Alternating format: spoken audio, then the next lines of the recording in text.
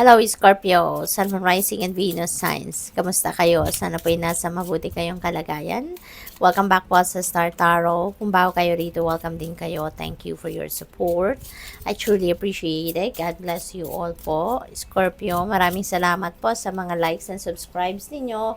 Sa mga nag-iiwan din ng mga heartwarming comments, maraming thank you. And shout out po dyan sa ating viewers sa Turkey, at saka sa ibang parte ng mundo, no? At Luzon, Visayas, Mindanao, of course, shout out po sa inyong lahat. Mag-iingat po kayo. Paunang mensahe po ninyo, the Empress energy, which is really beautiful, lalong-lalo na pagdating sa money, career, and finances, no? Napakaganda ng energy na to kasi meron kayong abundance and prosperity na dadating dito sa buhay ninyo, no? Kaya meron din dito pwedeng mga opportunities, no? Financial opportunities na maaring dadating na ito yung maghahatid sa inyo ng kasaganaan, no? Ng financial comfort, yung ganon. At maaari na yung kung ano yung dadating sa inyong kaperahan dito, pwedeng i-invest ninyo rin ito. Yung parang magpapasiguro din kayo, you're going to use that money or that financial blessing na dadating para maitabi ninyo yung iba, mailagay ninyo sa kung anong mga pangangailangan ninyo, at saka maybe you are going to start investing your money then para mag-grow pa to, para dumami pa ito, no? So, yan napipick up ko dyan. Meron talaga dito sigurong financial opportunities na dadating. Baka merong mag-o-offer sa inyo na mag-invest kayo, merong mag-o-offer sa inyo dito siguro ng additional trabaho or bagong career path, yung mga ganon, no? And, sakto lang din ito si Empress kung ito ay kaperahan na dadating. Kasi we have 5 of Pentacles dito. Parang merong nangangailangan sa inyo ng pera, no? For some of you, Scorpio, hindi ito para sa lahat. For some of you, meron ditong nangangailangan ng tulong, no? Financial, ang iba sa inyo. Kaya maaring ito na yung breakthrough na dadating. Ito na yung makakasolve ng inyong problema. Kaya wag na kayong mag-alala. Okay?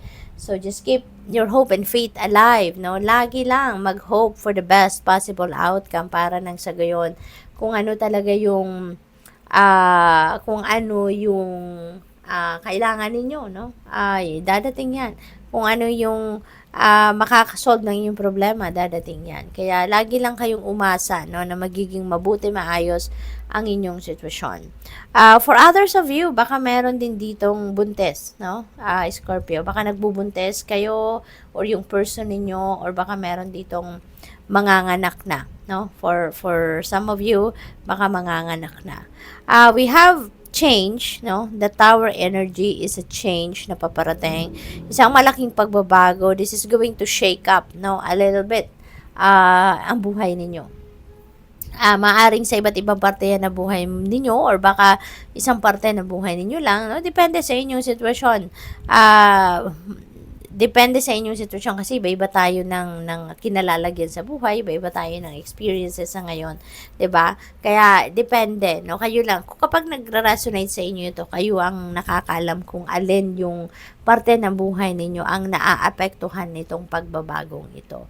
Pero ang maganda rito kasi hindi ninyo ito inasahan, hindi ninyo ito alam, hindi ninyo ito pinagplanuhan na pagbabagong ito, but ang event na to is going to bring you to where you need to be. Magiging masayang-masaya kayo kasi dadalhin kayo ng event na to, ng pagbabagong ito, doon sa kung saan kayo magiging in alignment na sa inyong purpose at sa inyong destiny. Kaya at the end of the day, magiging masaya kayo. You will be contented, no? You will be fulfilled sa kung saan man kayo dadalhin ng sitwasyon na ito. We have 5 of Swords So, meron tayong dalawang 5, no? 5 of Swords at saka 5 of Pentacles.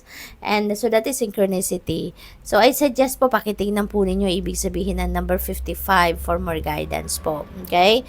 Makakatulong din yan. No? Kung ano man ang input na mababasa ninyo dyan, ay makakatulong yan sa inyong sitwasyon. So, with the 5 of Swords energy, parang meron ditong hindi pagkakaintindihan with you and another person, or with you or a group of people. So, siguro meron ditong pag-uusap na nangyari and hindi ito nagkaroon ng magandang ending. Probably, baka kayo yung may nasabing hindi maganda, no? At na-off sa sinabi ninyo, yung mga kausap ninyo, or baka yung kausap ninyo may nasabing hindi maganda at hindi ninyo ito nagustuhan at kayo yung na-off sa sinabi niya. Kaya, medyo siguro naghiwa-hiwalay kayo rito ng hindi nagkikibuan, hindi nagkaintindihan, no? May ganon. But this is number 5 and number 5 resonates with change. Kaya magbabago at magbabago din ito. Maaaring magkakaroon kayo ng pag-uusap eventually, maaaring magkakaroon dito rin kayo ng compromise or reconciliation. This is not going to last long. Kung ano man ang mga hindi pagkakaintindihan ninyo rito, hindi yan magtatagal. Okay? It will change. It will change for the better. So, tingnan natin kung ano pa ang ganap.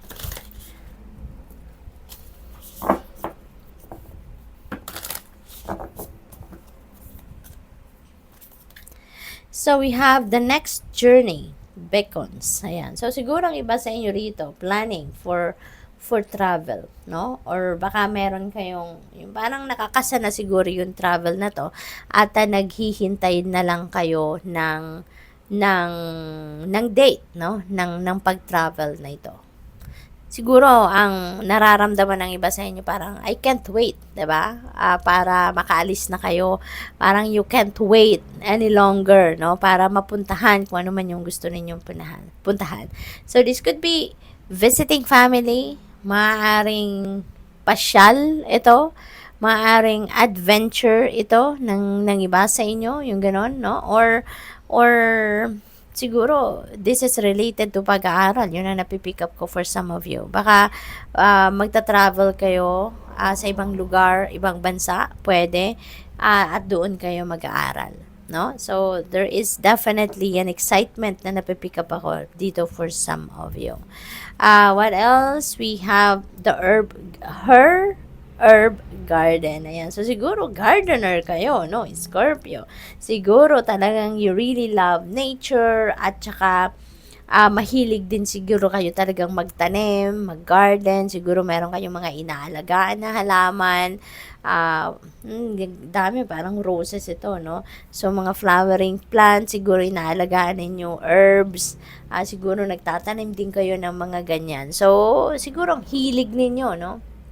Hilig ninyong magtanim, hilig ninyo ang mag-alaga din ng mga herbs. Siguro ginagamit din ninyo, no, yung mga herbs na to, hindi lang siguro sa pagluluto, or baka alam mo yun, siguro may mga rituals din kayong ginagawa and spells, mga ganon, and you are using the herbs na ginogrow ninyo, or yung mga herbs na inaalagaan ninyo, no?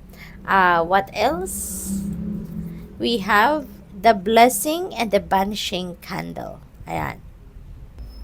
So, parang ano to siguro nagre-ritual talaga ang iba sa inyo dito, Scorpio, na napipick up ko, no? So, siguro meron kayong mga ginagawang rituals, no, na para sa sarili ninyo. Maybe, nagme-meditate din kayo. You know, maaaring merong spells talaga na ginagawa kayo, nagmamanifest kayo, yung mga ganon.